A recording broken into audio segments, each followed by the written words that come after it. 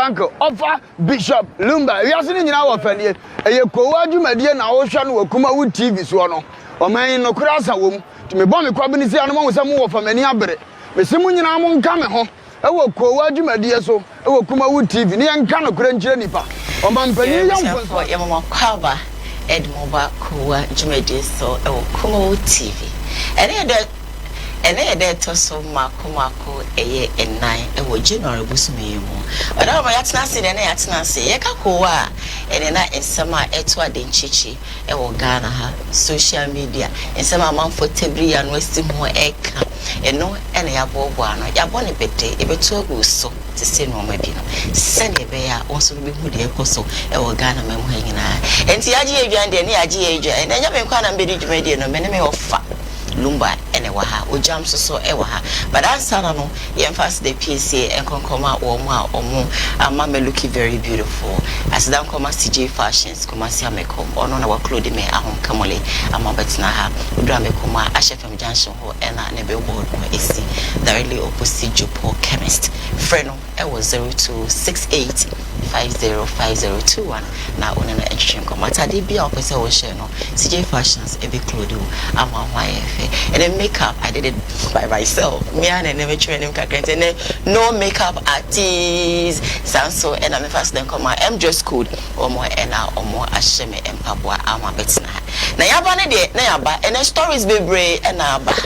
But maminko na minko mami ofa akwaba ofa fishaba afem koma to am wedding akwaba so yeah cool o ho asheda efe pa and then me show black and white yes o sheda na me e hye ho say o say me show white na combination e fen say combination o efe o che no so tiafo and yes agro ma botent tiase tent no sheda go but I have a fence because the bia no ya na say me hye o che ne se ne wa no wasi kwa na ama me ni jesu no kokra Ogyam ni Amufelia afishapa afinko batu ye bibi aboko nyaba kwa kra tinya ngo pa ma de bache wabande na waba yaba won sheda ni me bronya ti wi abronya de me sheda achi me na amede na me wona krofo yi na so wo bibi e de na wo wo bibi nice man say de wo bibi ko ma te won kampa wo ka dem klase su enteja meka entunye ba meka no nya nwia na mehu entu wi pe in the lunch so cool with him be ko le top rojo mama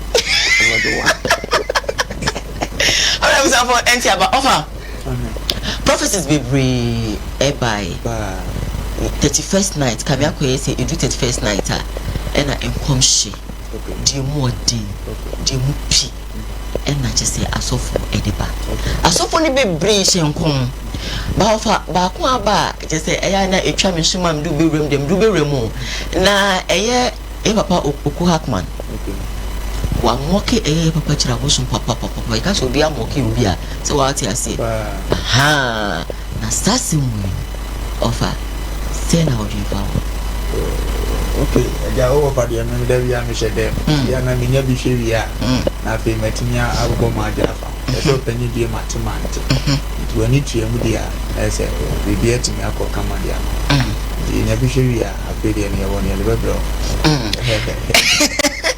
Ogyam ka bibiana do fa kan wana mususu mususu yonkwane yonkwohwe yehwemla na se yehwe ba de wo kafa ho no ye baba bisa fo yehwe apostle oku hakman ne ye kan se bunin se ne mokria che se wa moke papa cha bosoma let's watch ne masisi ana o sisi kana wi a ye nyina aboabo ano no on pia se fa kwa election esa wi ano aba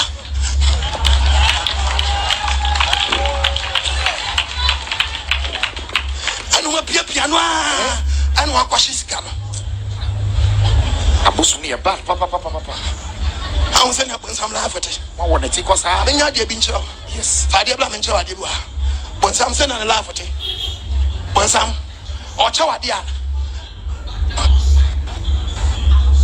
okon one de one win senke bi omu da there one way ya na on saka ya kenya zeros ade twa ma first zero banyai ade twa sama zero banyai 100 but you do any aje when some much 100 no sama zero banyai 1000 when some much 1000 oh ade twa no sama zero banyai 10,000 but you when some 10,000 ade twa no sama zero 100,000. But yeah, with my 100,000. One day what to tell us away. Then in now no you one. When you know when you quiet zero no bar. Zero in zero. Yeah. Zero. Zero. Yeah. Into O. Yes. I had your back up. The zero not when my own but Chilabos marry. Papa electionary.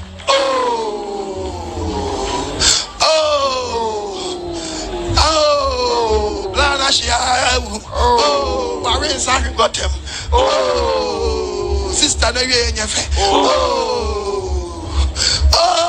Chilabos Mark Harry. But the funny son come. Amen. Oh, but my Ghana so share. Consultation fee went me and fanche. One fanche. Consultation fee went me and fanche. Answer. Went me and fanche. Na Ghana. Na bet me free. Consultation fee nyanya di impose fache was on fanche. Debi. Na Ghana boko na be wi share. Ha? O ka papo a wo de tie sama se me boa. O so be start biom. Mo de sama ni na wa mo nko. Sikana asa. Ashe eti obesa apabiom consultation fee or the be go 2,000 watum go dada ono aso watum fe no ba boa fofra no oba dia fani sankan amen who can the book of Matthew chapter 10 the Bible Matthew 10:8 verse 8 mon sa yare fo yare yes ya kwanka o yare fo bia yensa ni yare mo nyane ufo obi a wawu o makwansi yenyane no mo makwata fo mfi kwatani hallelujah amen o makwansi yensa kwata yensa mutu ahomani o makwansi ntu ahomani ayentu munya no pa mo de ma yenkwa enti mo fa makwa yesu ye kwa yemfa makwa chirabo so ndo charge and obe he Ghana so obi so so nya vote pa de be vote no nyai hwe ana ga je vote no nyai obi di NDC ni MPP fo hin okotuma no yes wo ahisam ne bu afu MPP ne bu afu NDC no se le memfa magum o se ne keke ono na aba no nya wanye ni so benya se ko 40 MPP ni NDC fo hu dai omo wanhi omo bufuo yes ana omo de kotuma no so mo se no just aba no mo ye dai omo se no nya campaign bia wa ya to bia sum debi guy I the crowd went here and find church members na Ghana bet me petrol free sure oba dia fani sanka amen me say apostle of wapa yes okay what be trying to say nyankopon debi say ono tra apostle of no ono the preaching here and o ka say nyankopon yi a kire say o magi Ghana in free kwasu it is when we need one na control one na control is okay baba cast with the book of Jacob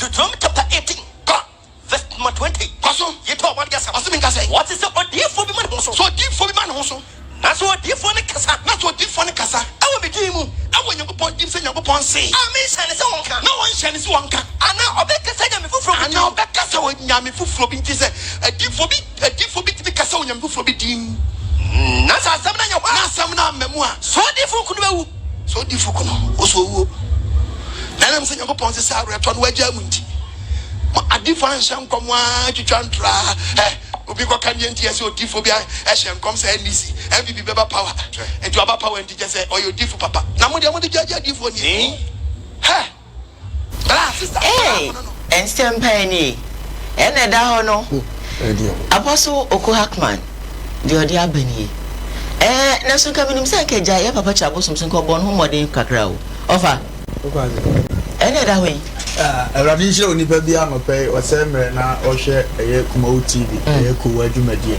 bia meka se odi dwuma bi se enye nipa nya ne fiti ya no ndo mo fidi ato sa odi yesa na eye doso nko wo de ma na show na kakra meka nyina ye se ye papa oku wanda po me pena se mpa Hackman kwan ya ofaso e preachie se do si pen no kore but na de no wagua ayam yaso o ye nyame nipa no bebo bra bi anse de etesa Eradi asem se wona esu ya ne wonsu na ona esre so ya ne wo monsre ti ase uni ane ye sofo ade eni Kristo sun mu no wo ye se betafrache obi kwa akosa ne ho yale no se magi sika ansa na masayare de ama eni Kristo sumu edu asade kase ne se obuana ma na ni ba ne ho so sa ade na wo ye no wachia na emum ye mfani nkugu nsere no wodi asem na se sa ade no wiasefo na ye Satan ne nkofo na ye wotofo ma no wasro se be ya wodi mirika be dwane abeto ano ba wo benya mimudi a unia ne tofo wo so ne nsa so dia se so nipa ba kofo a wonante be de ni so hwe ase anwa ne be so ni mu apagya no eje hia mo nipa bi ase se be ye wo Kristo sum ne ye boaboa ye ho eno ni djumadi a ye mu bi a ya ne nipa bi nti ase se obi ase mba ne ye kan nye otan ne ye tan no na mu ye pre se ye be ka ma nipa na ni aba na ho so ne wi a asa so ne nsa ne ni aye dai abomuko because oba nka so ye bonsam adwuma nyame adwuma edi adanse episa ne kondo Kristo adwuma ene bia mfunzo na abakwam ye ka kire nipa no abakwan anam so wo ye adwuma na nye ene oba ye kura dia ye mfato ho se anka abato kwan bia so bia enia no go betima afa but na mo se ya ka wontie no ena ama ne ma bi gina ye powerful wo di asem na se na dia ye huro se consultation bia wa gina ama sabeta frache wa nwene abato no na se ye ka ne sa dia ne ba pen ko fere urade pa because ye nim ko fo be bira mo dia no mo dwuma ye politics yemfa ye papa ko ti ndi omnya mfato ho afia don ko ba ye di say yemko ye papa odi keso yemo bo omnya ayare ko fu nyina abra so mo ba ye no mo de politics na ye mo dwuma no mo ko on school ko sua ye papa pe ye sofo obewura mu na kakra ni na so watima koto so miensa ko wo ba bi padi edi adanse se nka ne hu abire bi bo obenya kwan na of ma nka wo yo enti wonyi ne se bi anka wo ye sofi de nka akoye politicize Ghana ye problem a e braye no ade a tan we ho ne se wotu ma me we presenter ye ne ma hunu se won fichire tan omu ni honi na corporate assembly man obete ne be ka kire ho asa ye nyawu se adwuma we na aya eno nko a na enye wadwuma eju da no ho bi ye nipa abufu ye nipa sabe ahomete hada nya za na ye hye se okoko ye Kristo ni a wasade ye ne se ukurom bete wasade ye se wo so be ba mfaso de ama oman etizo ye bi mfaso de kase ye baara no because obere mampani no de no kura ye adwuma wo ye nipa kase ye chen ona e preach ni firi se odi o mani nyina so ditam dia odi awurade adwen na bebu o man no eti se bibi woni mu a ensem fata Kristo ano ne ye ka kire no enye so dibire bi a wo kopre na wo enya no na ade se ye wo ka dibire dinya wo ye chena so funa nkenkan twe no no wante ne ho ase na ono so de abufo bi pia bonte a afo mo te abonte ne beka za asofo na eko na so wanka hu se wo gina ye no wakọ so ntokwa no ye musa ye ho embrado do se na Yesu na ye di na chi no eko hunu wo nipa bi a wahwe ase wo Kristo sumu no odi ehuro ena kasa kire nipa ne da ebi ansida o kasa bebuom ubozo okọ anu adwenjene ho na ade na wiya wakoma no se ne o se papa ya o ko emidi na chi empo wo pa asiafo ni bi no obi timi kasa ja mpese mkosie me papa ba wase odi osofu ntum dade no sa na chi mfata ahini no anko ho kwa so de be yehuro no huru nipa kro no akeka nsam fu ache na nkoko ba onya ne sa obu be no adwene ho yes papa no masofo no bebire na se o mama trend na eje o ma adwena boso asem obeka na nipa be follow nipa ani beje no wawie na mu made no dia adwensa cha be bro foforo ndi o mo nhwe di asem a wo kense cha bosom kra ya mfonso ni consultation na me kra maka be mi titiri esa consultation so den ke ni kwa sen ko bi age consult o di asem na se di se no na wo pese wo nka nche no na wo ye ne say inform yi u free say ya wo no be me na tie nsem no ana enti nyame ni pale tambia wo kasa ya semo de mu kra ojo sasa e wo sa asem na judi nto no ato na kwa adwene wo se me ni yi kama asem batu huru no ehuro so de enyi edi adanse se obi ampe huru sa you start trouble about the other so do no one God has so bob so akore what you say now so akore normal life abirabo ya bo no obi beto form obi be so ya gina e tina ya kasa didi agure small years is on the way coming wo the trouble so mu ya no be take place as mo mpanyini averi ade asema wo kan na jatan bi woni mu wo za for dem mra bia ba be tekire mu a afo wo za ade na wo tere to ho no e na afa ne ye kenkan che dia mo mfa se na obi to form a na obi ani agese ase na mane aba me da bia me kam si di pa mi so no wiase yo hiani ana obi a woni bi timi eska foze me nshada muku om papa me buku ni se wabobra o sam de respect man ba me nshada mu ni ndia me mu ni se eniema mienu aka omonim bi aye yaudie ni obo ni sika dada na anda se bibi nsanchani bi besi bi ma wo be hwiase se ni sika nya frinze o ga papa we nya oni eska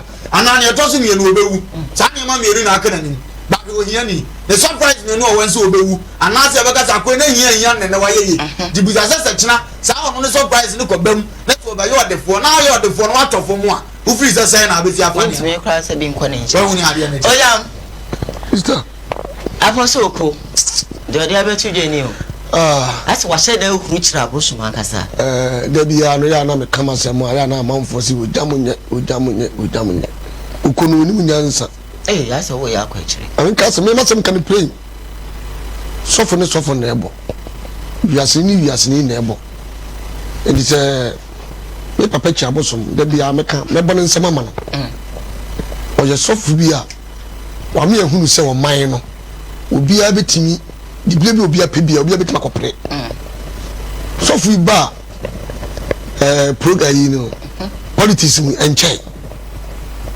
obedru ye no hwe ye to obeni wi hwe enadodo madodo a wonyaye hwe be position ba bia odi ye eni chese papa no wa ya de na ade ba koya no ka kire bibifo no se ye ni bibifo no ye ni ankasa no ye penipa danfo ye penipa nguase ye edipa hwe se oh aso si yale ebia o me bompa ya ma no hoto no o aso si adwuma wo ye me bompa ya ma na koso ba ono bi adwuma no na so wo ye bibie no ye obegye ba bia bompa ya ma ni nese oh mi adi bi na mi nua na fa to no so je se me bompa ya ma no na ade no wo ye no e ko so o hwe ase se na be so hwe ase ade na bibifo jimi adwe ya jini musa na otimi dwudwo anya bot papa ko ya sofu wetima presofu na kura ni mu ma hwe ni pandom kura wo free ayi sofu ni mu amon na ko pa kasa ache ne se aw ne ba ko poje wo mai na wo mai na e pro fine what trust ana o sisa de obeye sa de mari wo ko yi wata de tente ko yi wani mu ehuru papa no e de blabo na wo wabo no wasa wabo bra wo sha wo mo bra bia da wabo bra wo so na na wo nya mu bra to that's why the consultation fee na dia kwa mama fo agedi na wawe na ya politics no wa e dia ko I could for was stand say and san wonya time times ono so no aje consultation so ne no nya nyame nipa ono nya sofo akwai so president Ogyam ba bi ko ewani fa me case atames we what san wonya aden na dem bia Ghana fo dem bia no ya so se yi e na so elipa dan fo ni mpani ngurase na elipa hwe aden Brazil ba kurum school no be di enye ni so no o hwe no jisika ni ajadia no di sika na rural politics o mo sika na so do kan sempa di din sempa no ne sa pepepe wa di sika ko ba ko die wa di sika ko ba tutu wa di sika no ya di bi ya do ye wo ba mo fo sika hwa e den wo siesi wo hwa futu papa chabosom ya no ka cha manfo oh dem bia ni gudi pe ni mase ya pe ni fo ni edi o matam ya kra ni edi o matam ka cha pe ni mu ada kra ni ade wo mem ya di tim yo wo so nyansa sa so wo so nyansa wo so nyansa ya na to won ka samwa yes suka won ka samwa wo man no se dia duro no akwa be fa nyansa ani be fa nyansa no nya kwata se wote wono mu a chaboso ko no are chaboso ko no are no ni ri ntufo na so kan nyansa sem ni yo yate Ogyam ena motene nka na busa fo ohwe koowaa e wo Kumawood TV na mamenka ncho se ye ba be dwumade be telephone line se dia atum na won so atimi afre no wa ba dwumade no so na wo de wadwenche e dia ba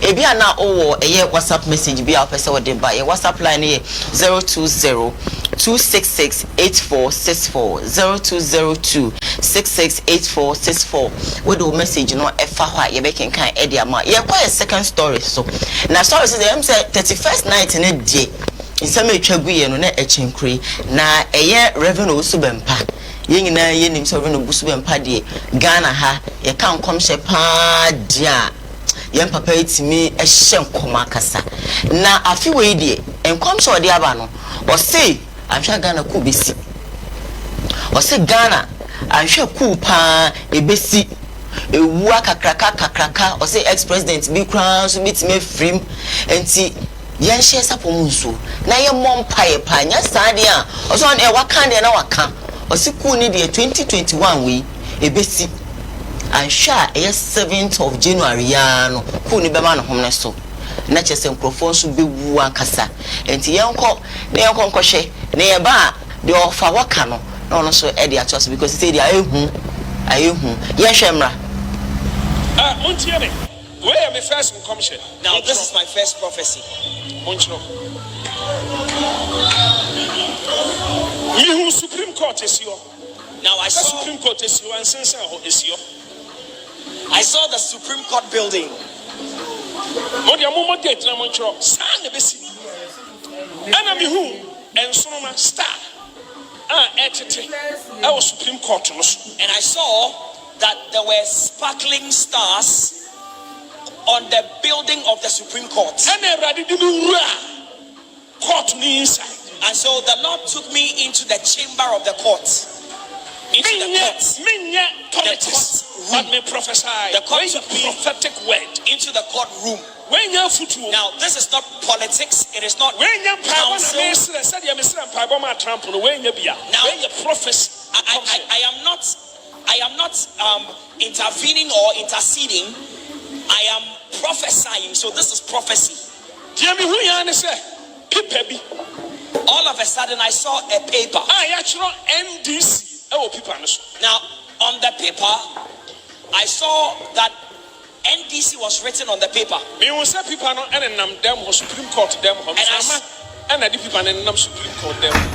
I saw that the paper was hovering, was moving, was flying in the midst of the courtroom.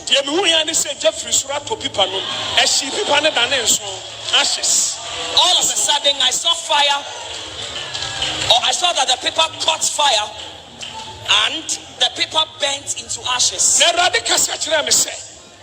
the Lord said to me,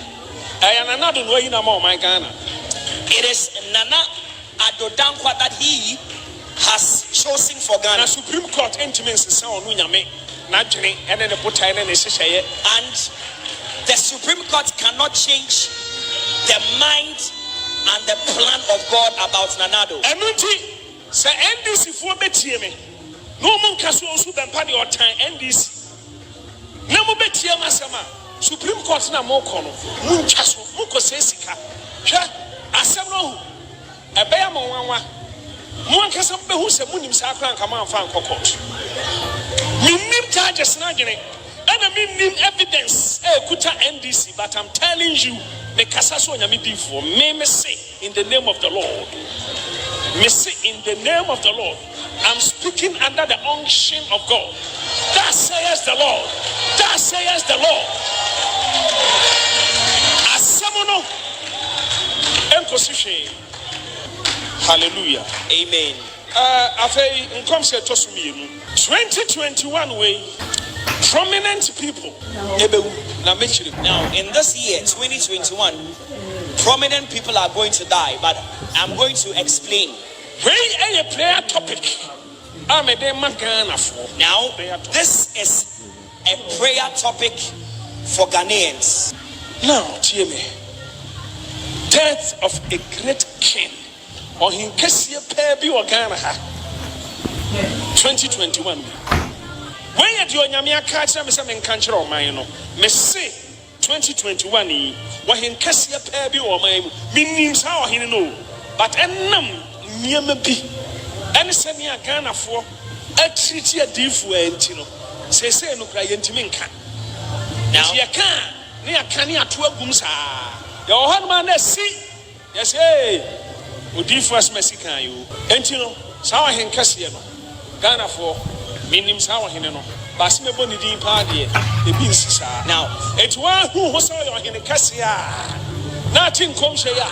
Hey, Ghana do na Ghana she say they papa so be pado they beto je no se ku ebeba prominent people ebewu eja hihye beba eni adia over wow papa they beto je no 2021 already nshira no ebi ya mekasa mental phobia and tasophobia asama ya namta kanchire bi asin nyina se omu bebede na bobra chen Jobi a wabobra na won type ni nchire bi na so betan ne se wara sa pepepe tinyame ye nyina ya na no kura so na mbesa me ka chon se be ye nchire na kura mo ento for man da tin kofo bi nsere o na ye mu bebere no se nyame di kan frɛ ye no de ye adwuma na nipa dom edi ye chine fans agu nkama fa ye so afa ye mane aye hunu edi se nyame so fo obi so na nko wotene ye wo se ye mo ye ni ba ye ho so na ye ja se ya na ye ne ntopa ya me bekan ube wie no e yo tan of ampenasem but so betie ni yesu no hu se me ka asem a kire no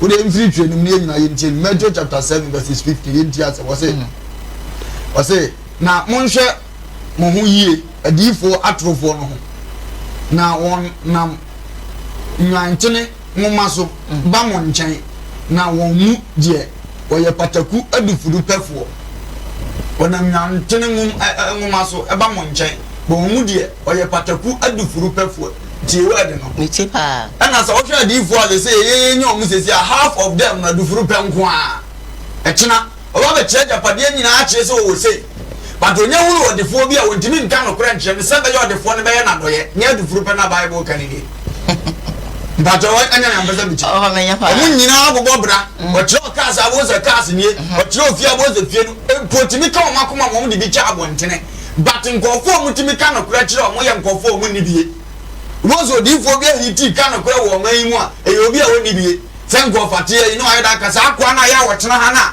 okeka ngwazi asem no aka ne sa abasa but akwa bi so ka ngwazi asem o ye odefo ba onim so ka ngwazi asem a wo so mtimi o mo ni bo mo so na difo ne nya sa adwuma ni bie it waka nyina ya MPP because of say another you on the floor we nipa kese on na eruli o man no do na can be a wom on na kaso won tena ye o betena ye o kaso won tunu won tena be anya o betena be anya ba wo na akoka James ngoma na be ka kire wo say mo dia mo hwe ona wo ho ye no ho ye fe na mo ka kire won say o metena makonya yi so ha fa ko a eye ha na me ana ho nya ne de o ka tena me na ase fom ha e ba sa nya yi no yi mu awurade asem nie it is a penny muni a penokura de ana ne yentimi nka no kranche ho oboya se menya difo menya sofo but me yetima muni na awurade bo me ho me nkwa ho me gu me mu no de edi adanse se Kristo wakasa ayenso yetibi asemo okan ayo ono wani feeling no de ka nya awurade na say so wakasa na de at 31st night no share wakasa na de nchira 31st night no ka de mabufu chen bibia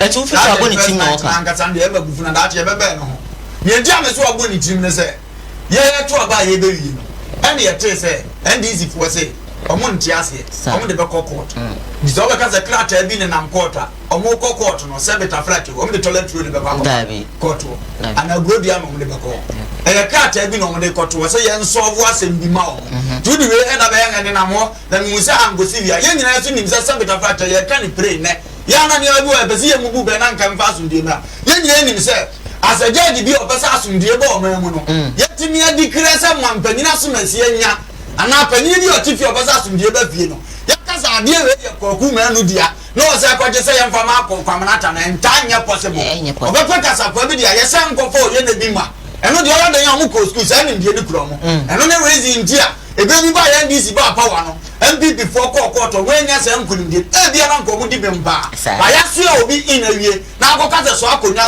so e impossible o ti asa ebe tim di oye na bebiri aba me nte se obi ajo asase ene akoka se asa adane no o ti asa na se it is adio we ko shan koma me am tie ya asa beta frate mini ani metima ka to asa mini anama NDC for betima se a omo nko makoma nto omo yam so ti asa na nkomu nka ba bi ntina na ye de ebe duru omo so o ti asa metima ka che mini anama MPP for so omo nko so nko omo nim e ye wi asa abrabo untimi na ne no ebia bi ba MPP de court ye hunu bi ebia bi so abasa na tie ye wi asa abrabo dinam se o wi ofo nsa ahwe wo de the sabe na bia NDC for nim so ma wi a na na agu abebo omo no o ti asa na se aha na the same thing so na NDC for so nya na MPP for nim so ma wi a kira bi ba e be se agu abo omo nso utimi na oje etu ye nya midi for be ka se ade ya mini anu NDC for ko ye ana se nyina o ye o mai ba ko omo kwa ko metima sira omo so omo nyai gomni mani to fu mebere bi etu MPP for angosi we timusumo de ani ngosi be so me tiem se nyame so for mo mfa nso a efe ba bibia no mabo Kristo di wana ya na mo problem so se eja nyame ni ya kire no akoka kira bi na ya na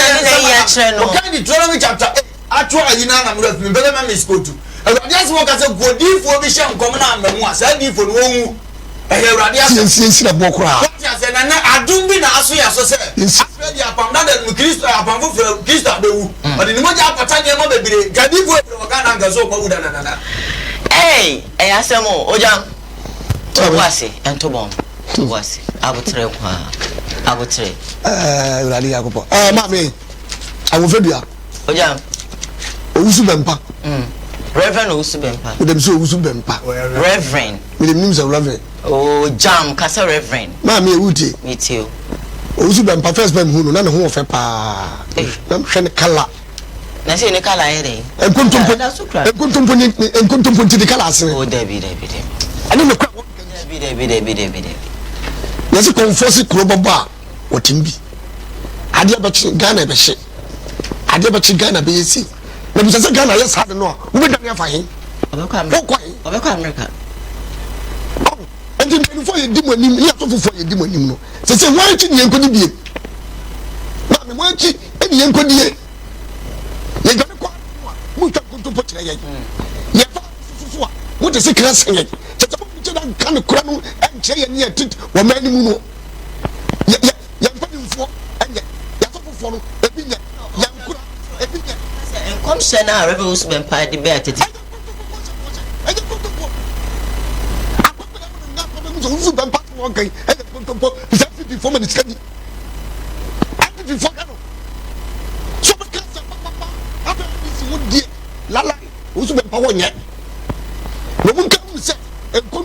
Soon, say I know. What you could use my back after this in water. Now, what you want to chimp papa, you take what to papa, but they say they better cry. I can put to put some belt in hand. Yes, what to make to me, let them see I don't see you. And then remember. Follow when you come from Unco, I will take what now. I put the woman and send the quasi again in some phone. Now, Ogyam, when you saw a car, or did come to say, Obama Coon is this year. Even young Bayamia selected Bambo Fama or Mosano.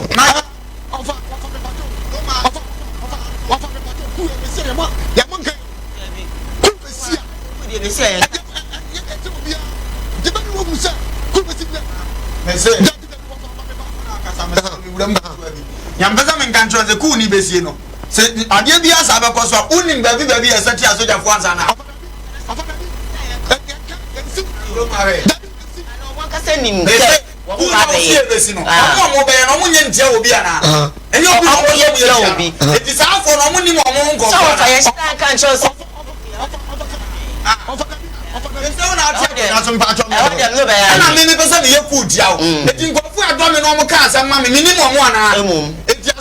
message a voice for message in Jimbo man yes or some force message on me and ebon dia so we take cool now so that you know be cool so that you come there so that you know no just start free ha so that you know eh dey hint me to me pie dey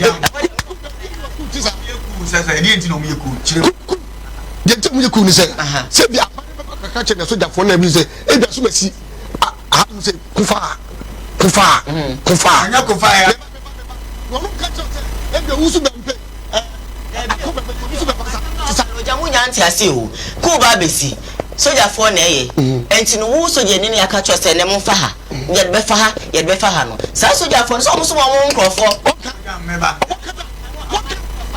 Ogyam wa de isi a wo pa akunya o pa akunya Rubbish ye kuno apart from ne ma e no fo nko mo ka nyo woni chenya mo po ko ni po 40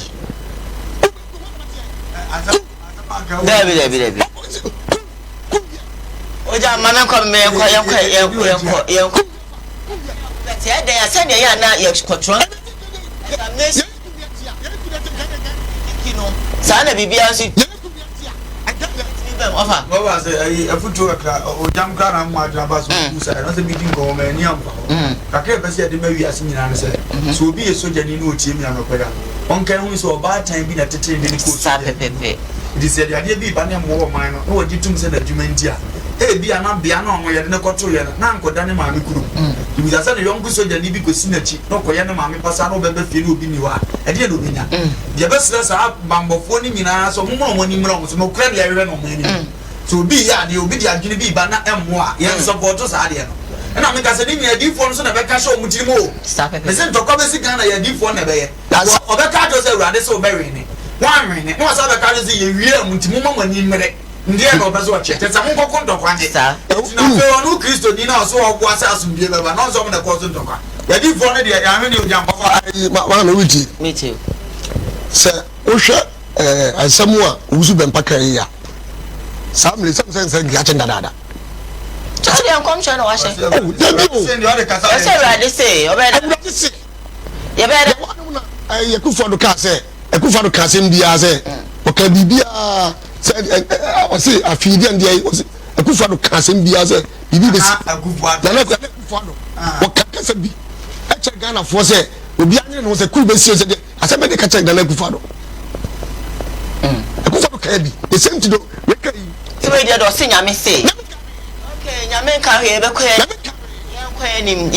next story if you say dear and some is so Ghana no in fact a bro adrenaline tia so could be seen what now as a cool see me no be baby tia best I should have and mammy come anyway me come and now church we and a future snake but to be and my equipping polo papa all because of a year Panama cosmetics and day and now we see no and I equipping polo with tea if you're just negative na they don't so tablina no the be see if you're so shape my bro anyone ho ya anyone some keka and some say be with tablu one na just a work fam who di matter me be come mama no so be di matter ma and fam come mama so me deal with me and I say deal with me I say more and forget about my mother yen she na yen mercy say ya.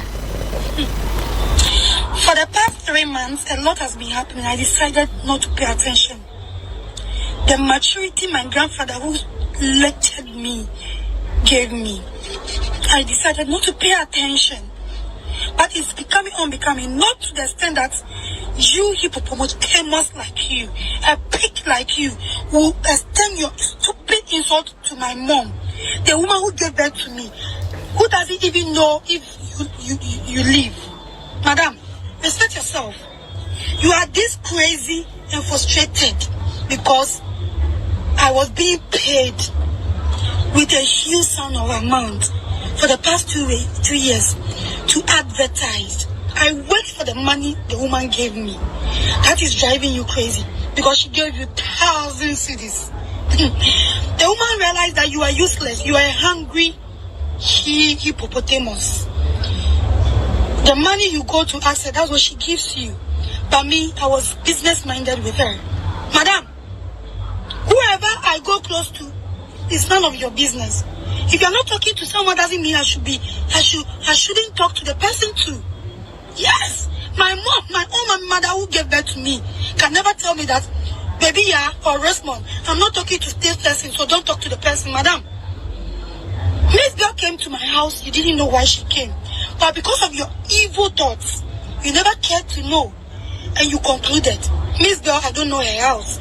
I don't know her house. And you didn't know why she came to my house? To eat for.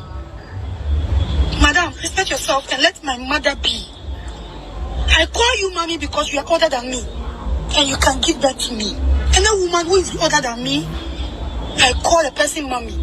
Madam, let me be. Just leave my mom aside this. I've respected you enough. And you don't see it. I don't pay attention to you because it's not worth it. I'm telling you. Stay off my back. Just stay off my back if you claim you don't like me. I've never insulted you. For the past 3 years, I became a captain polo. You've been insulting me. I'm not desperate to be with you and you know it. And that is paining you. The woman paid me and I worked for the money.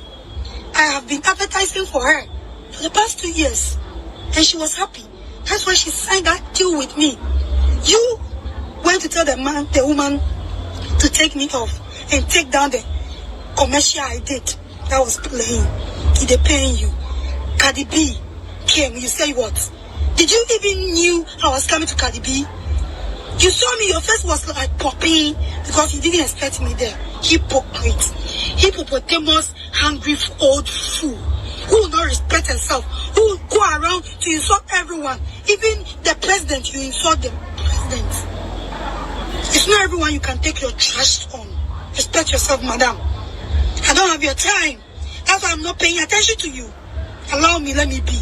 If you claim you hate me, you unfollowed me because Miss Girl came to my house, and I also blocked you. That is that tangerines your brain. It's cracking you. I've blocked you. Stay off my back. Stay in your cubicle, madam, if you claim you don't like me. And my beautiful woman who advised me in your video, I've accepted it all because I realize those people I'm calling them mothers, they are not worth it. They are big hippopotamus, big old fools. They don't deserve my respect. So, mommy, my eyes are open now. Thank you so much for dragging and pulling my mind. I love you. But those hippopotamus, madam, I'm telling you, stop insulting my mom because she doesn't even know you exist. Idiot. Alright, I wish for the Kiapim Polo so. And they are between Jenny. Offer Ghana Edo. Ghana, they need it. I say, may I see a Jim Woman? Sanning a mere man, Tiana and to keep up my when I'm on Kaising and maybe born now, Adiamas, because Papa Yabi or the Jacka Crabia or one, Yanisada. No band of a cartridge and I may bear my men, I may bear. Why you, Radia Edition, because Papa Nibis will be here with you. No fun is in the Kunam and Abobra.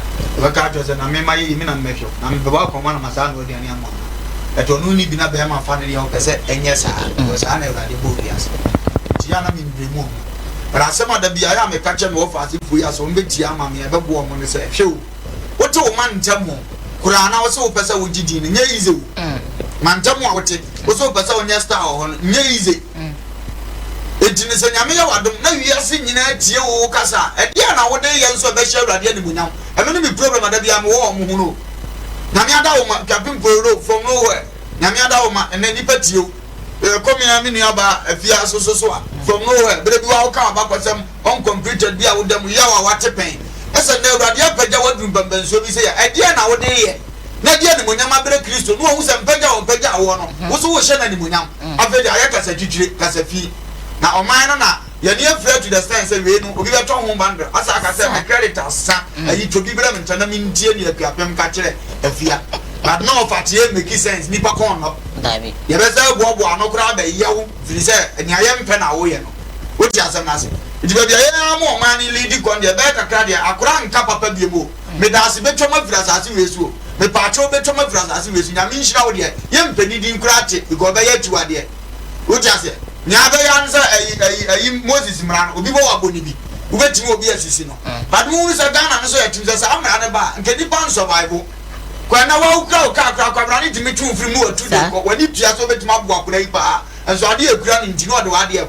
Now, Copas, I respect yourself, free Mudia, saying that we are sending away. The Agami Kaja Captain said, upon the beer, I'm for any move. Said if you actually did not, Abrabum. Penny will do, a dream will do, and I see Kenya was a penny. What is a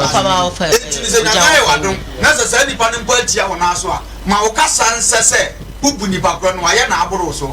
What is all time programs of power. Yana Diam Pepper and say, will be better to be much more years, but it's all the money wire. But my banana say the truth. What is a massive? Because I don't know he has only any banner also. I will be all quiet and what train up. I'm going to yard him the day say I'm what. I'm a catcher of the Ashas leg and say, well, what can you be? Okay, Mr. Rano. Who see watch it? What was some granny babies? Yawamo, who are foot from an own fat Jano. A Cobasa said, over so you need Panin and who should be Pasua, overcome your bachelor. What is a massive? Was Aqua and Ura, no one moved here. I want your concrone. What is a man, Jabasramo? So I need Pia, you are born Martin, the dinner. Sabe, the son of us pulling you, said. I'm from a foot round the place. Okay, the ocean years, and now they are no young nation yanas, and only said we had baby. Okay, Ogyam Bemba, Mammy reading a Facebook messages Kakran Sana Yatos because a young man, Emmanuel Steward or say Ogyam talk bore me rough. Ima Wadwinche. Queen AJ Hips say, Ekuya Pepe B Bennett or say Ogyam is making noise. Please read our comments. Oh, Ekuya, I'm reading them. Don't worry, I'm going to read every little bit of your message. Why?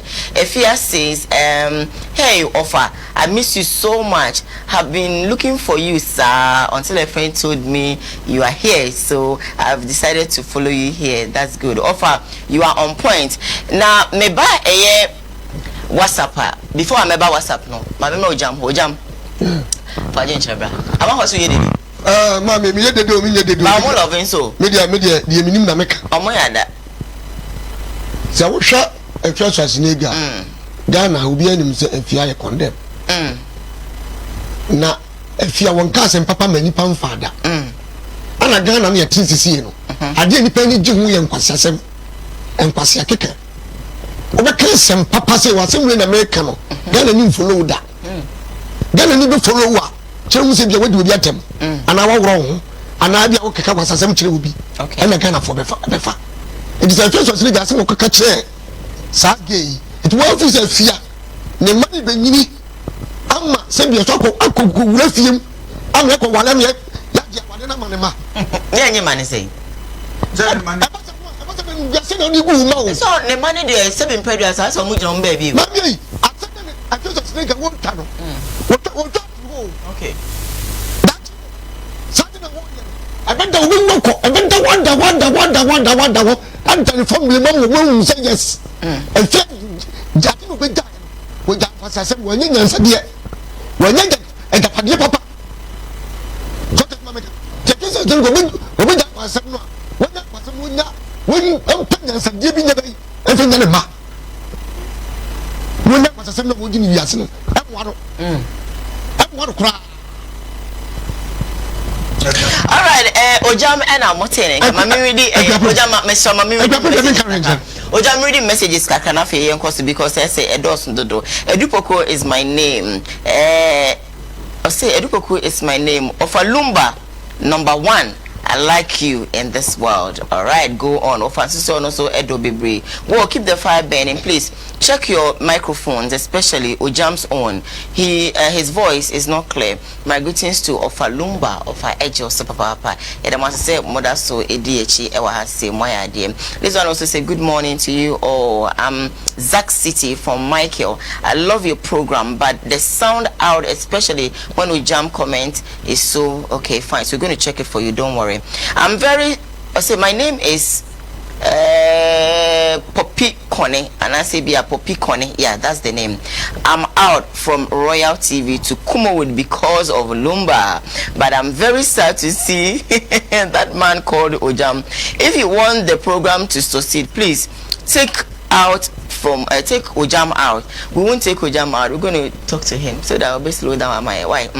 I'm Nana Doma, watching you live from Brofuye, and I thank you for watching. This one said cabbage from Abuaze. I feel Ogyam sa Ogyam Obi town no being so edo very normal necessary say Ibri Kone Ibri. But hi, good morning. Please, I'm watching you live from Mankesim. May God bless you all. From Reverend Dr. Daniel Kumsen Amwa. Please send my regards to Bishop Lumba. What you fans singing Lumba Media Mom. Hello, I'm Evans Ofori at Smalam. Please don't criticize Apostle Oko Ajiman. So it's like you people don't like. Okay, fine, thank you. I think it's not too clear. So come again, bring your message again. I'm going to read them for you. A lot of messages, my main kind way because I'm far behind time. Ogyam, stop insulting because we are here with our kids. Ogyam, stop. Okay, we hear. Ogyam is not insulting. He's making his point, but we're going to make sure say a better directed so that some of the words that he's using and you don't probably like it. No, obit me use we so correct words.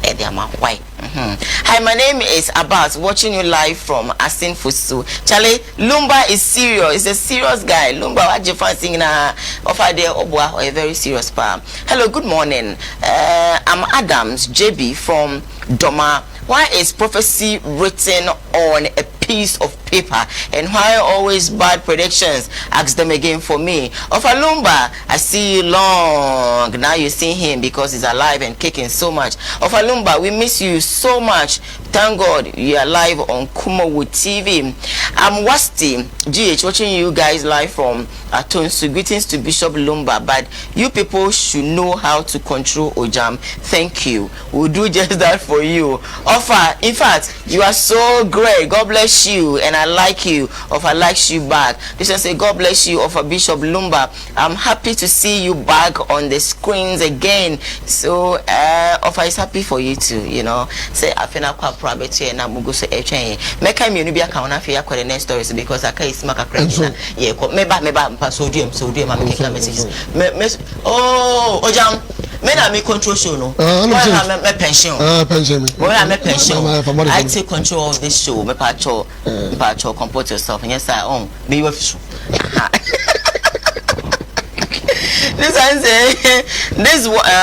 This was also Bempa. What should we do?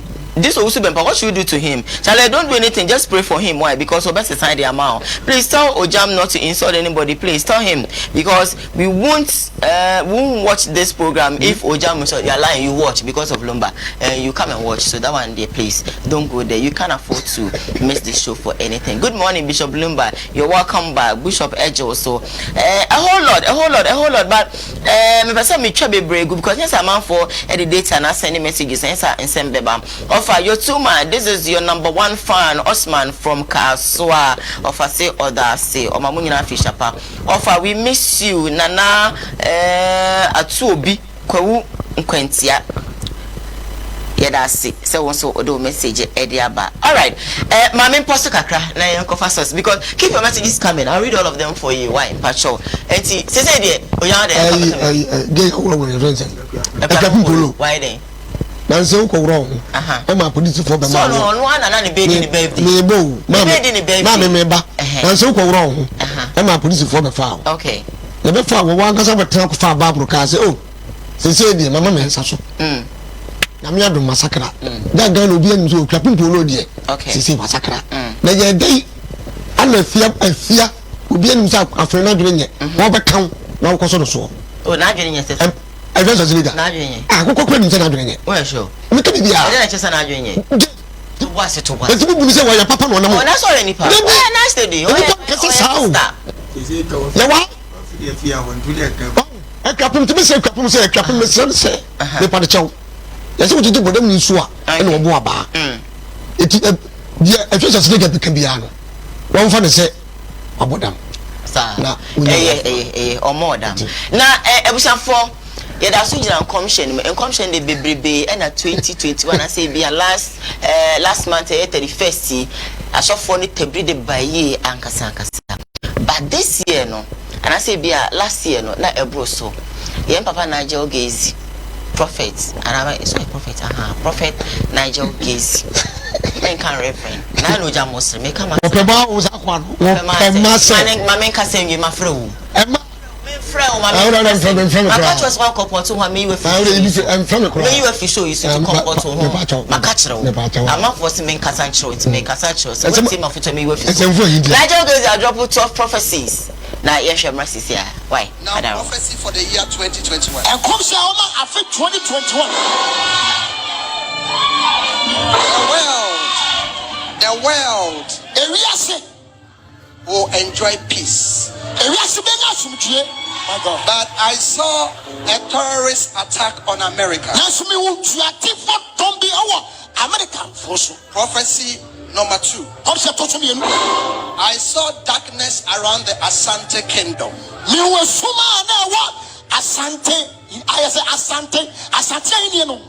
Prophecy number 3.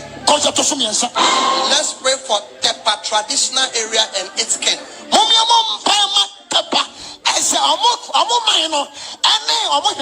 Prophecy number 4.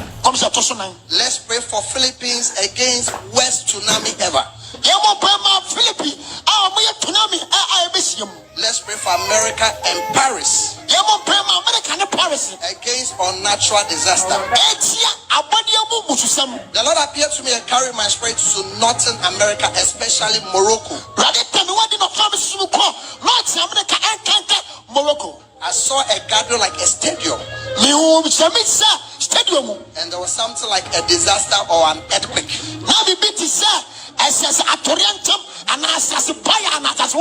Let's pray for Morocco. Prophecy number 6. The Lord said the Ghanaian security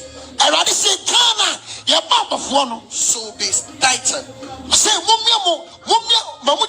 Spiritually, I saw attack on Ghana, our security. But it is preventable. Prophecy number 7. A famous man of God will pass on. Prophecy number 8. There will be floods. I repeat, there will be floods that will take human lives, properties in Upper West, Upper East, Asante region, and Greater Accra.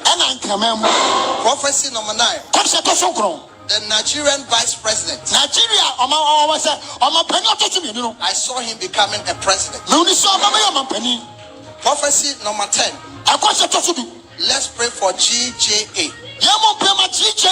Let GJA sit up. I saw a fatal attack on one of their members. Prophecy number 11. I saw a popular artist. A popular artist saying bye-bye to us. I saw a well-known gospel artist. Let's pray for Yaosapo. Let's pray for Grace Omabo.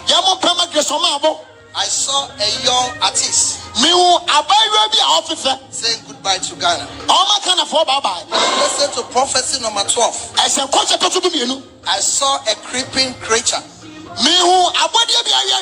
coming out of the sea of Ghana and Nigeria with 8 little babies crying and garnishing their teeth. I saw on the forehead of the creature hard times. Hard times. I looked further and basic commodities were on scarcity on the national front. Prophecy number 12 is a serious prophecy. Let's pray for Ghana. Let's pray for Nigeria. I saw again, this is where a lot of you want to hear. Let's pray for our men of God. I want to slave. Hey! Prophet Nigel Gazy. And I'm attending Kano. The 12th prophecy or the 2 dry 31st night. And Eja. What do I need? Ogyam. Sister. Fire. Fire. Team no. A bedroom living will be a better no. I didn't hear. Is a common phone. I didn't hear. Yes, I did found dear. Where you found dear. I want you to find dear. That will parents. Will be able to Who have a shanko. Will be able to have a shanko. Get your pussy pen now, part. I can't come pay. Or say a young man. Or say a young Martin Tino. Or say in weak point, my doesn't mean so or per woman or so more tempting a pa. Make up advances. Area would Ogyam. Ghana. Say, I am not prophecy. I'm still commenting you.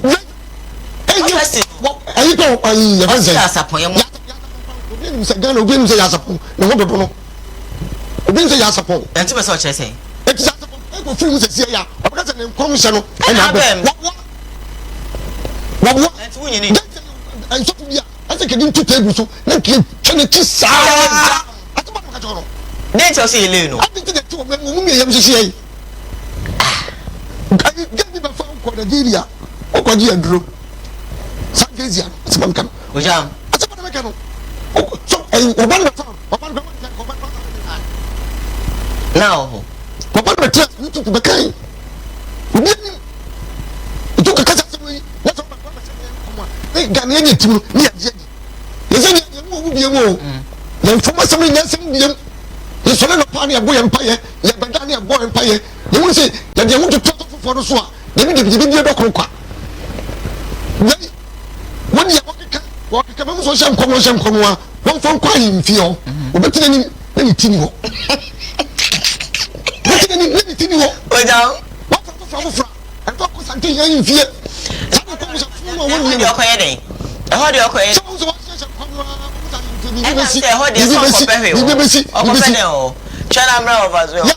I thought for and I thought a man and suffer from one too much of from penny full of. Okay. And the woman, I'm full of fine fear. And if you want to, you know, anything, all found course, can you change? Over.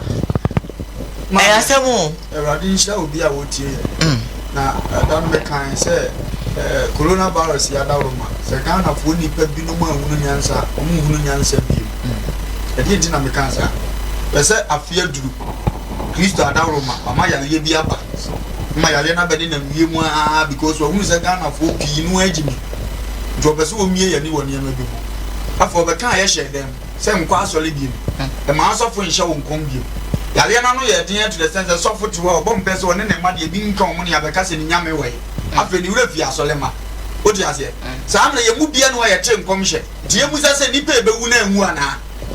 You move beyond what chain commission. You must have someone by Ariana. You move beyond what Jim by both free software because Yaliana to the sense of being finance and Kobe. Do software to me and finance and account, but I will but one survive one. So if yes, dear, after the other idea, reading I shall of food. And I'm on your Mupia, story beyond no much share. No much trend, the editing behind no money a drum movie near to have Filian Pasha movie. Your name's a Nippon creative. What has a mass? Young Kaya get to a beer. Oh, Matthew chapter 24, verses 23. Okay. Young child get to it. Was it? I don't know, say, Obi Cassette. She Christo no or ha. And I say, or ha. Munini 24. I say, na Christo atrofo, ne a deep for atrofo. Sorry. Na obey. Insanchene kesiye ni amamade bebre se obetumi a anka won bedada won a wayi won mpo. Okay. Wo mu betumi on bedada won Kristo na akura yi won mpo. Okay. The 25 ni twato o se hwe maka ma kira mu dada. Okay. Enti asode enipa ye kra menti ase Ewurade asem ni wo no na ye kase o se na maka kira mu dada me wa himpo. And the baby was on the minute. I come back to them dada. Not 20 says Naga to NT or come to them or say, Che, or Esraso, Anna Muko. Was it no catch them so was that's what Munko. Che, or a Piamuha Munini. What you have nothing. If you only in some baby never catch a radium, I am but was it. My am me and you much. My means some need that. It is Obi catch or say, I fear you. Asante raging, Obi Bewa, what the war, Asante raging Kakarake. Ever will be Mamma. The celebrities are who was at it. Year being to me, my celebrity, Mamma. I gave a quick ABT, a young woman, and said, one more John Kobia, Sabita Fratcher. I won't be there take place. Yeah, you didn't say, Bibi Bessia, a prompto. A boy man here, say, I feel him some chroma for saying busy. But I can't just go any Papa you. Sana Christo, some are default being filled with their sanity, so open your idea. That's all vampire that. Young person, dear be a fool. The name of the Oha, which be done a ditch on so young and come show. Say, I feel I did the cost over me, I'm a sans, and we are seeing my body any keke. But the depending on Domini and the Monamo already Nipamundi. No, I saw like a car, no other candy among my giant share as I to Banabra. You will be the Sumo Moaquayan. I feel the Pabana of some Kumomo. No, the list now. Hey, Samum. Ah, or the list in the back. Nay, I can't hear Mercy, Mamma, and it will be definitely Sadi and Oya the young Jimmy or the other. Okay. It may be after them from a cancer. Mami we say me jo ko bi a ya ba ifoko e ko bi e sei nipa na me makoma busia me wasofo bi ogo so sa me am kurom go so ba ba ifo ofie o di atana se no koshia kampa na ne omo beka ni nyina no no de abehya asole manko onim sa afi o mapra ne sei no mbe dada no de abehya mkwantia ne empa ho ono akwa betimi do akwase enye sei ma no ya wi ehun se be ya aduma no de abehya onko o betimi beka do ta wa won nu sa sei woni brempa bo ni amro be ya ho to very powerful but no one akoka che ma say awo na say bibia wie so woni ma wurade a on so yesofo na so ne so wo de ma me me ya hu mani o woni ade ne tie Ogyam enti o mu dra nipa me de wo say ya ni ba ya wo so say nyansem ni nyina me won go fo ebre o mo start so o mo shampo o timi say sabita fracho adwene ya de shampo ne kura ya mre ko mo she story na nsisi so no fa kwa be na fa so wo mu say adwene ayemre Dabi a metra me ka say me nyaso fu me bi fo o nipa bi a Bible si me bo nipa na me ho me nkwa ho me gu o nipa bi no nipa be ya okra chiasefo enti e wade bi wo yemu a reflect to awurade the moment o nipa be jai bon ne kakra be silence kakra sa de ne papa ne kasa do go firi ni mu ne bae enti no say me timu mu me nsam timu mu o di azamase the time bi a we pay attention to abi na me o kasa tro na yesa ga no ma ba yeshe nkom bebiri asabeta frache se se ye hwehwemu aka bi anka be ba ma chen ya sofo ikeke o mo pasa de o mo meti this year na de never be a yansu ehun ne yansa dan keka ye de enye difo ne yantra te weda so fo bi be di atram ye de abam eye ni pasu se wo fa urade like go by Kristo yi a ne ba do fa yi de enti do nipa wo kwa utimi tu na ya na ekosi abo wo so wo sa wo na na gina atwans wo wie wo tu ani be na wo da ho wo be na da do da ho e no ya no wa be nyame aga wo bi wo emu ekasa for me cause enti ye timamufo na say ye no ase ye ntie de yakopon de adwa emu asam na no nto se amanfra fo mu ni chefa ma ye mo heman ne asofo na nke ni chefa wona hene emu se wo ma obi a wotu ye asofo ndi am say Colossians 3:23 o se ade bi a wo ye firi okra mu se wo ya ma urade nya nipa o ka ade bi a wankasa asofo die edi na ye president adwuma ya wotu a wo ye wo betim de adi no kra ma urade wo ti asem na say ye onya medwuma no o sofo dwuma a wo ye no edi say urade so se wo di no kra mpa wo fra se da bibia di kire wo o fra se ma wo hunu ba bia wutia ye mu bebre ye ti ade bi ba tu etimu sa ade we bekoso na mfo abaye nanim ye bo amane na ye de ne say ye fan tra na ade na kosi ampa nsana ya kae ho wo ti asem na say obi a obi edi amunya atolina o my other Ghana no be so for na wo ba na be so gidia so de nsem ye hu di kan sa wo ti asem na strategy wo man no tuti di kasia mi elu bi bepie na asase nyame se so ayenje all right offer messages ne do so apa ma me read kakra enfama nya sama for data be ko waste Ogyam den sasa de waso bro anu ti ani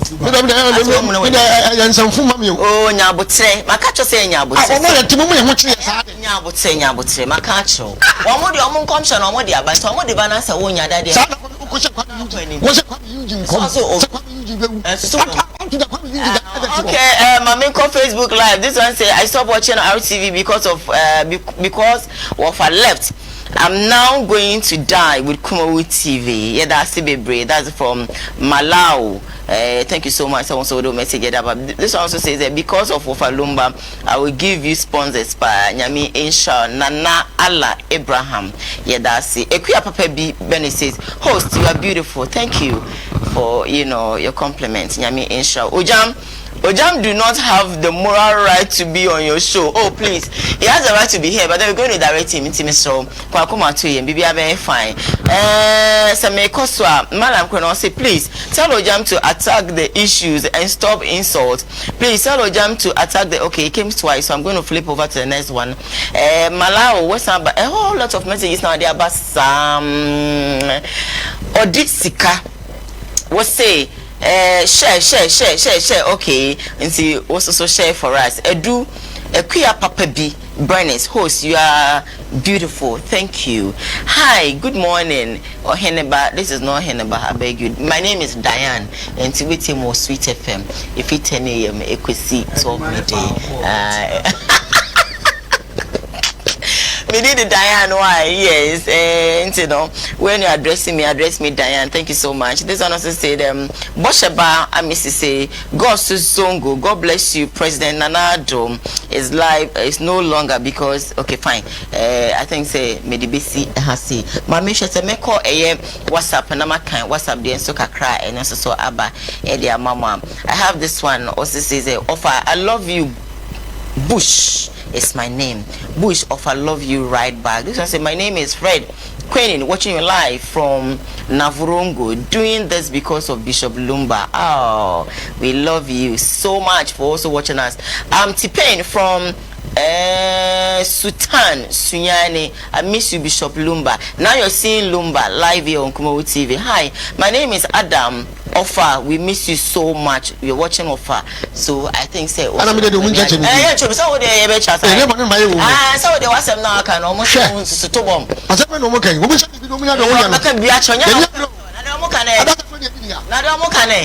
Almost see she stopped the insult. They're also addressing you now. I have the control. Let's have the control over the show. If you are not careful, me with his what's my say. You say hi, good morning, Bishop Lumba. You are welcome back. Bishop say Ojo Super Papa. Hi, please. I'm Mrs. Sarah Abuaji Mensah from Ntakwa. I'm watching you live. God bless you. My regards to Bishop Lumba and to my one and only darling, Mr. Godfred Abuaji. Thank you. Please tell Nigel Gezi he should keep his fake prophecies and leave Tepa alone. Me comment me pegri bi ansama ba na be bo so me passing bi am sure what do they bara me kan anka ma wa neja wa kwa not in prophecies no do so. Okay, thank God my great fan is on Kumawood TV of Lumba. I miss him papa because of I'm back to Kumawood TV. God bless you. My name is Joshua from Ejuso. Good morning Lumba. Hey Lumba Joshua papa. Ogyam should stop the insult and express his opinion from teacher Amingo at Tepa. I'm happy to hear from Lumba again. He is such a knowledgeable person to me, and I like him a lot. From teacher Amingo at Tepa. Teacher Amingo, Nyankopon Onshram. Ishmael from Takwa. Ogyam is not making the program happy cry. Just advising. But you love watching him now. You're enjoying him now. Listen to him. We'll direct him. Don't worry about that. Okay. Hi, Diane. I'm a diehard of Bishop Lumba, and you, please work on your advice to Ogyam.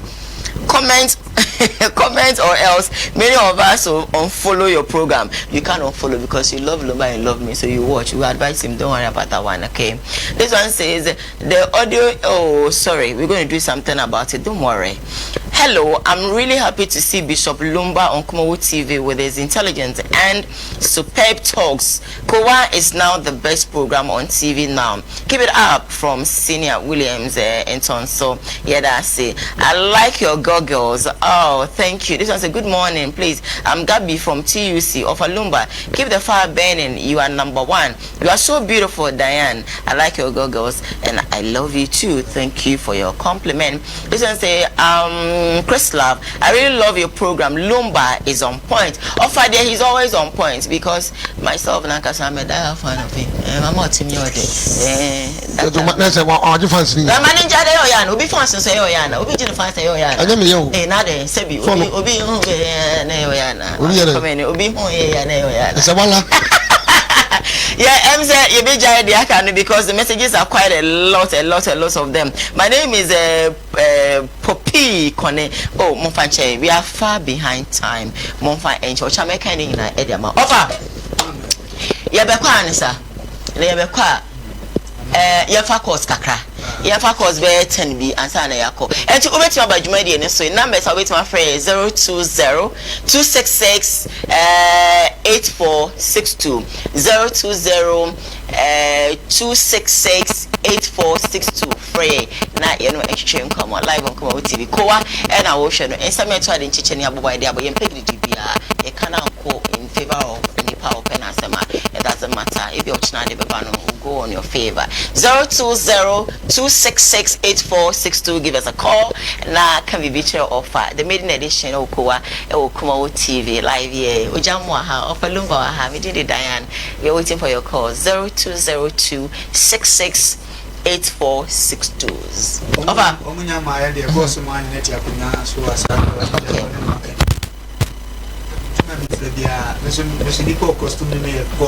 Oh, nice. Oh, nice. Oh, fine. Nice one. Not bad, you need out. Then you can also in your 100 plus, and you say 100. Ogyam. Ogyam wa ho ya anye pacho wo ba na wo lowa TV no e de amaye ye pacho bebre ene enipa o clothing me CJ Fashions Kumasi amekum udu amekum HFM junction e bebo no direct opposite to chemist 0268505021 and friend na on clothing Ogyam sir na say obi amekwe kware ye komo obi amekwe chira me okay ade na wa mama nka masem na wo dia bewum sa obi aba hello good morning. Good morning. Me da for na ho te say. Ya me adumo na mpacho mo so e. Erade adum ye ho ye pa ma minti o stories e bai. Me pacho we die me start me cha me ame Wofa bishop lumba. The omo me kan your friend to for ono aflem fire my e wo go to. Na me ni ku that na ba hu no entimedi ata. Okay. Yes so ye da. We the more than you could be a nature for the bomber basket. Because one year, Yapia a mile, so Yabilam for really the look back. Yami inshallah so. Also, with my 020-266-8462. Hello, good morning. Good morning. Pasha, boarding share and I uncle. Me pato, me lumba pa. Me kata the uncle no the reconstruction me kata fit to okay yeah that's it also bit my boss 020-266-8462 give us a call na MPQ stories be bring by hello good morning hello good morning hello hello hello good morning me dofo na ho to say nyama nice one. Good in share na yonko. I'm from Canada. Okay. Bishop Lumba Uncle Sonia's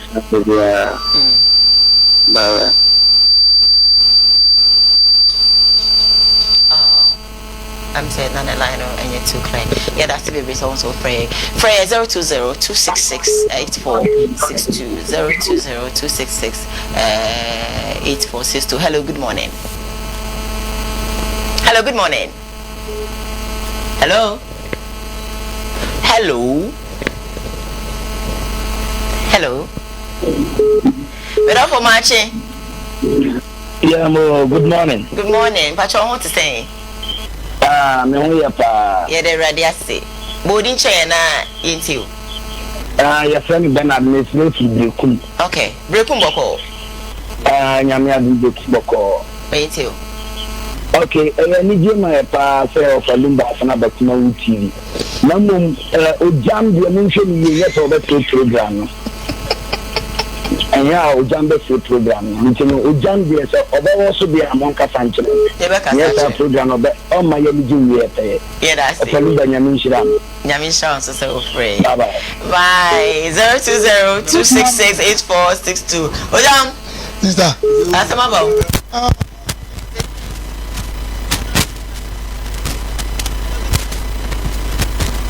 Hello.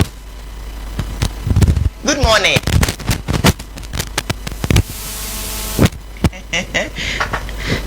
Your calls na AC. I think say your brain na your brain is. And your call. Bishop. Your call ya na boss man say am kana na akwasi boss pra. No kan dey dia don say na mash. International market so friend. Sapa. Ina no pe ma say fi that dem. Bas no so ina say me tina be go shira. Afi we be Moses for social. Nice. You go your point. Ni dia yo wa ko ni na do do bodu. Da bia do me feel concern complete my we of course okay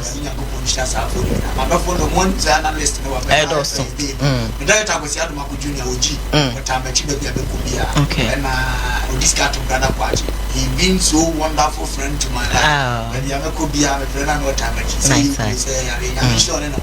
okay Ogyam we must kwan many aje sa na ye many aje yes right yes up what's that okay Martin Passion Papa oh him hey see ala formal. Okay. I said this Soyana. Don't show. Okay. Wait.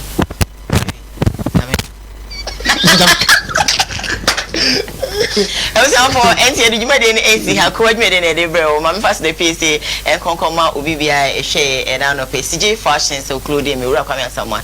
Thank you so much for clothing me. I'm so grateful. And just on the official fashion called Happy 2021 and Coma a Jedu or a Cocobain and me mammy a margina Micha Munina Samson Ameko was a Mechia a Inukate Nami in Shroud.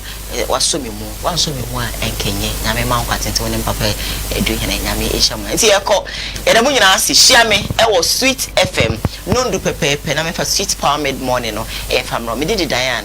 I don't do much, Ibisamba. Maybe. Hey, me cameraman, hey, me camera, me director, me sound, me chamuina, yes, I'm what I'm but hey, Mr. me director, me chopper, me chairman, some dark, eh, we are heavy. Very heavy. I love your style. Some dark is yami inshallah. Me director yami inshallah. Lady now or show no. MCR for no. Oh, lady no is superb. I would just love to see your face. Enti me chia mwingi na yami I don't watch na ever. But without you, can you make the no enti me Emma so peace. Ewi. Dark is me chia.